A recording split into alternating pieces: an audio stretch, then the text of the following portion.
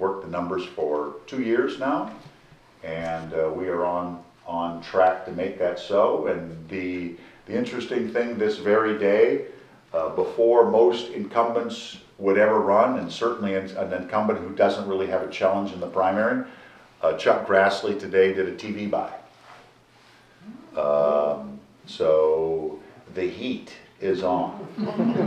Yes. And so we're panting at him. He knows it, coming after him. The polls, what this tells me is the poll that we took 3 weeks ago and showed that we've reached parity with him in much of the state, that he needs to do something about. I would expect the Republican National Committee and others have decided to do their own poll, and they're not going to release the results, but they said, you know what, this seat's in trouble.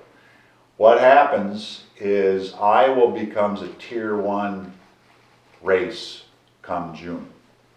When we win the primary and we get going on and we lighten up and we win by the margin equivalent enough to give a writ of acceptance by the Democratic Party in this state and the voters in this state, and the anticipation of the independents in this state, because you're not going to win the general election with just Democrats.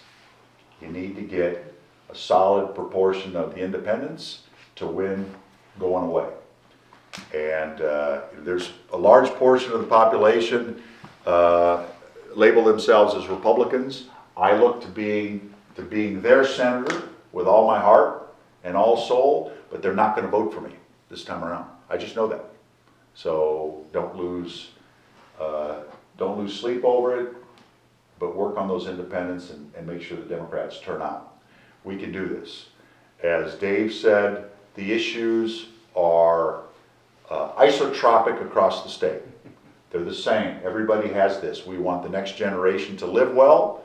We want a retirement which is dignified and straightforward, and health care is available, and it's the best health care. And we want to leave Mother Earth in a place as good, if not better, than what we had. So again, I'm a military person, but I've had a very diverse background in life, a lot of humanitarian development, diplomacy jobs through the years. Look forward to stepping in the job in Washington, D.C. on day one, ready to go to work.